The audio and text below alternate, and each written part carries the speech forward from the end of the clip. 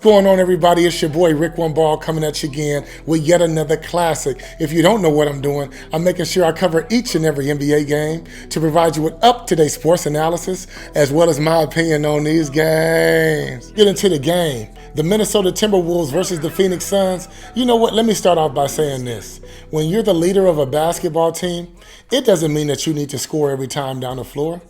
It doesn't even mean that you need to be involved on every leadership play.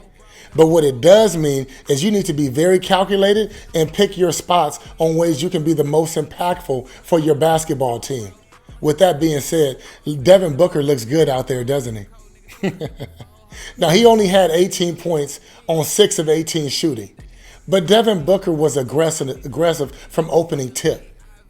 The Wolves put D'Angelo Russell on Devin Booker from the beginning. That was a mistake. Then they put Taurean Prince on him, which I felt like was a more worthy defender. He's a little bit more lengthy. He can do some good against D-Book. That was a mistake. He made him look silly. Got and ones on him and everything like that. Devin Booker is too strong and too skilled. Man, even though he's a little bit shorter, he is skilled. Now, I want to know who decided to bring in Rudy Gobert. I know it was the general manager. But what was the decision and what did you think the outcome was going to be when you brought in Rudy Gobert to the Minnesota Timberwolves? Did you think like you were going to be like the Twin Towers, like San Antonio Spurs, David Robinson and Tim Duncan? Because only thing I'm seeing from the T-Wolves is some big people out there that's slow-footed, that can't close out to the shooter properly. Ladies and gentlemen, at one point, the T-Wolves had out there Nazir Mohammed, Karl Anthony Towns, and they have Rudy Gobert out there. Now, what do you think going to happen with that? You think you can handle Cameron Payne, who had 29 points tonight, looked electric. That boy looked lethal. You know, sometimes with three-point shooters, if you don't close out to them and you leave them all by themselves at three-point line, sometimes they miss those. Man, that thing was so robotic the way that Cameron Johnson shot that three-pointer. You could tell he works on that thing time and time and time again. Prop up with me this season on Thrive Fantasy. This is where I do all of my betting, y'all. See, with Thrive, you can cut out all the endless hours of research and focus on the top-tier athletes that has the most impact on the game. Choose 10 out of the 20 player props and build your lineup. Each prop is assigned a fantasy value for both over and unders. Hit the most props and rack up the most points for your share at the prize pool.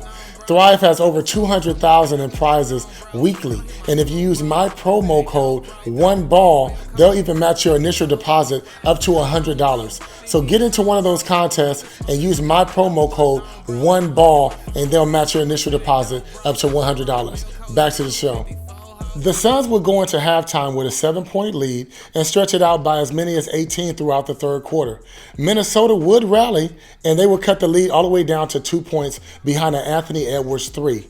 But I can't put lots and lots into that like it's the Minnesota defense that's stopping the Suns when I knew that Monty Williams put all of his starters on the bench, and it was his way of telling the bench players, I want you guys to figure it out. I'm going to need you guys later on, which I think is a smart decision too, because Monty knows he's going to probably win about 75-80% of his games this season. So he needs all of his dogs when it comes down to the playoffs. You need to build confidence in that second group. But make no mistake about it, they did give up 16 points to that 18-point lead. As soon as Chris Paul touched the floor again, now he only had, I think, 15 points, but he had 12 assists. In the last 2 games, Chris Paul has had 27 assists and 1 turnover. Chris Paul is playing at a crazy pace, and it shows you that one man, he is the ignition and he is the gas pedal and the gas lighter for that Phoenix Suns offense. Phoenix Suns, the game was never in jeopardy. Even though the Wolves cut it to 2 points, I never got the feeling that the Wolves were going to actually win the game. Ladies and gentlemen, I believe that these Phoenix Suns are like the Warriors. The Warriors are down now. They're getting older, according to Charles Barkley. And these Suns, only thing they missing, they need DeAndre Ayton to take on more of an angry role like a Draymond Green. They need him to play with more of an edge and play with more pace. Other than that, this is the Warriors. Efficient three-point shooting, great defense. I ain't got nothing to say about them. They 6-1 right now? Hey, this Phoenix Suns look great in my book. I want to know what you guys think about it. I really appreciate you guys for rocking with me. It's your boy Rick One Ball. Like, comment, subscribe. Woo! Leave me alone, bro. I've been smoking so much weed, I'm in my zone, bro. Don't hit my phone, bro. If it ain't dope, bro.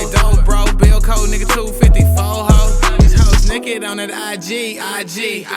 They can't fucking find me. These hoes thirsty, need an IV. Low tone, I can't